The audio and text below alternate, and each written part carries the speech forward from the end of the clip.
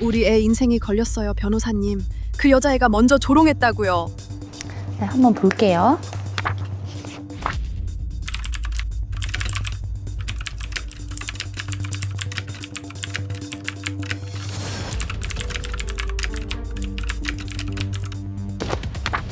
그날 복도에서 그 애가 아들에게 너 여친한테 까였다며? 하고 아들을 놀린 거예요. 멀지 않은 곳에 전 여자친구가 있는 상황에서요.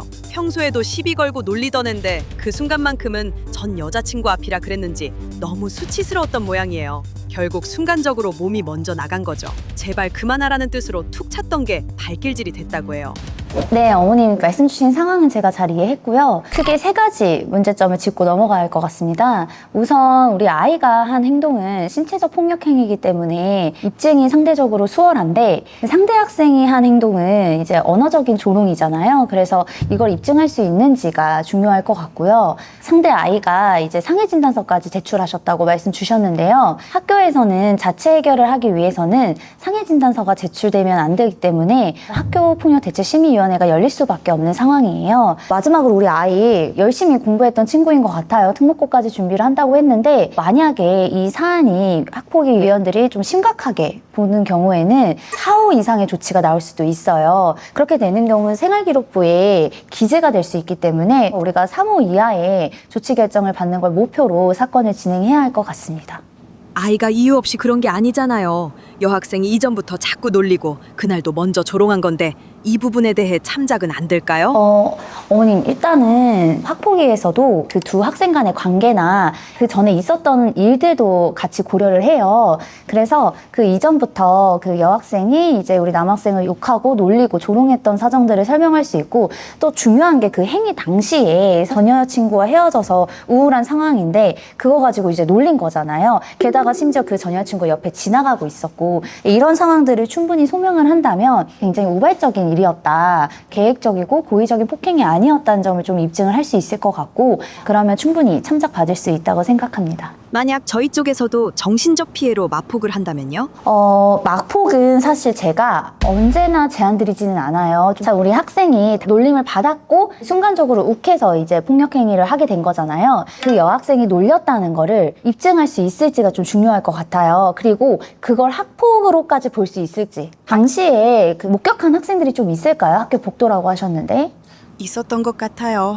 쉬는 시간이었거든요. 어머님, 그 친구들 누군지 우리 학생 당사자한테 확인해 볼 건데 사실 확인서를 좀 받아둘 필요가 있을 것 같고요. 또는 누가 받는지에 대해서 전담 조사 과정에서 얘기를 해주면 좋아요. 그러면 전담 조사관이 목격 학생도 참고인으로 불러서 조사를 하고 기록을 남길 수가 있거든요. 그럼 그 내용들이 위원들한테 갈 거기 때문에 그 당시 상황에서 여학생이 놀렸다라는 걸 충분히 소명할 수 있겠죠. 자, 그리고 두 번째로 막폭까지 갈 것이냐의 문제인데, 저는 사실 권유드리고 싶지 않아요, 이 상황에서는. 왜냐하면 똑같은 신체적 폭력 행위로 맞서는 거라고 한다면 막폭을 진행하는 게 맞는데, 이거는 사실 조롱이 있었다고 하더라도 폭행행위까지 간 거는 사실 반성할 부분이 있는 거고, 그 부분에 대해서는 어느 정도의 조치는 감안을 하셔야 하는데, 괜히 막폭을 걸었다가 이 친구 전혀 반성하지 않는다 이렇게 보이면 위험할 수 있어요. 그보다는 1호에서 3호 정도 목표로 대응하시는 게 가장 좋을 것 같습니다. 지금이라도 제가 상대 부모 찾아가서 화해하고 합의를 하면 학폭위까지 안 가고 학교선에서 조용히 끝낼 수 있을까요? 네, 저희 상담 오시는 많은 의뢰인분들이 학폭위까지 안 가는 걸 가장 바라고, 사실 저도 그런데요. 문제는 이 사안에서 이미 학교에 상해 진단서가 제출이 되었다고 했잖아요.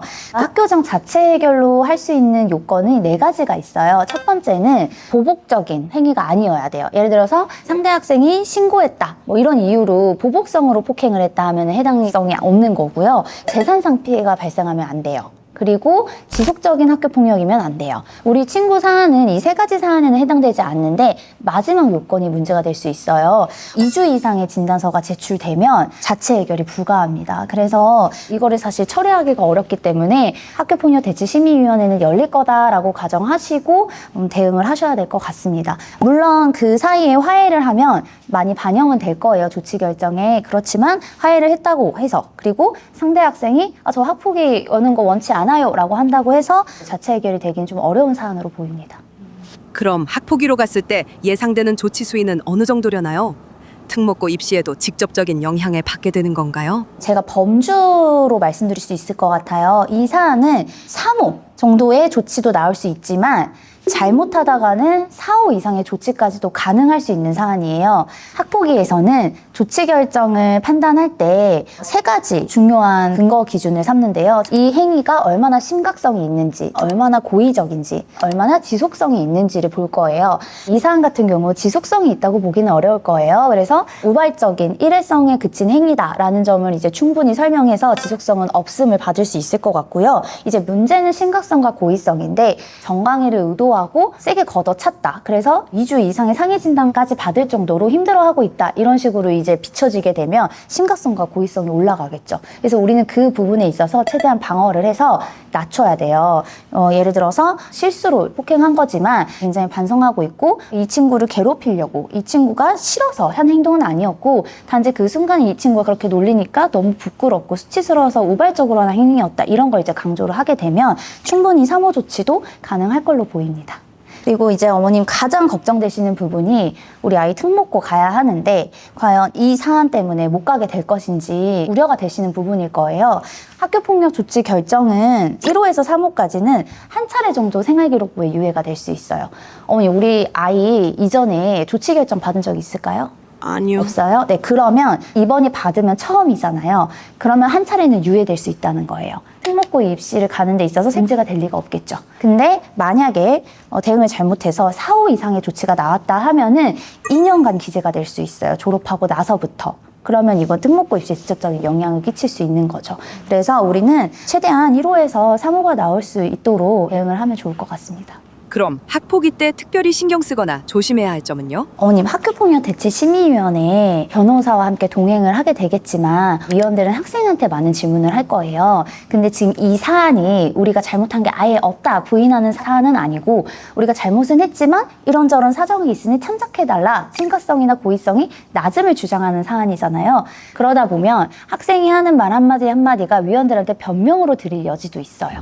그렇게 되면은 반성의 정도에서 높은 점수를 받을 수가 없고 그러면 또 조치가 올라가기 때문에 위험하게 되거든요. 그래서 우리 아이가 위원회 자리에 나가서 충분히 반성하는 태도는 보여주되 그래도 본인이 다소 억울한 부분을 좀 조리 있게 얘기할 수 있도록 진술을 미리 잘 대비해서 가면 좋을 것 같습니다. 만약 억울하게 4호 이상 나와버리면 우리 아이는 졸업 후에 어떻게 되는 건가요? 네, 어머님 4호에서 5호는 아까 말씀드린 것처럼 졸업하고도 2년 동안 생활기록부에 남아있어요. 그래서 염려가 되실 텐데 다행히도 졸업하는 시점에 이 삭제심의기구를 열어서 생활기록부에서 삭제할 수 있는 제도가 있습니다. 다만 몇 가지 요건이 있어서 이거는 꼭 충족해야 되는 요건이라서 제가 미리 설명을 드릴게요. 우선은 조치 결정 받았던 걸 전부 이행을 해야 합니다. 1호가 서면사과잖아요. 2호가 보복 금지, 접촉 금지 피해자한테 그리고 3호가 학교 봉사거든요. 우리가 1호에서 3호 사이를 받았다고 하면 이 조치 결정들을 전부 잘 이행을 해야 하고요. 그리고 보통은 아이나 부모님한테 특별교육 이수가 같이 붙을 거예요. 그래서 이 교육도 잘 이수를 해주셔야 합니다. 또 하나 중요한 게 한 가지 사안으로만 가능합니다. 그래서 우리 아이가 졸업하기 전까지 또 다른 학교폭력 사건에 휘말렸는데 또 조치 결정을 받았다. 1호에서 3호 사이라고 하더라도 삭제가 불가합니다. 따라서 앞으로 굉장히 좀 조심해야 할 거고요. 한 가지 더 말씀드리자면 그 조치 결정이 나온 시점으로부터 6개월 이상의 경과가 돼야 돼요.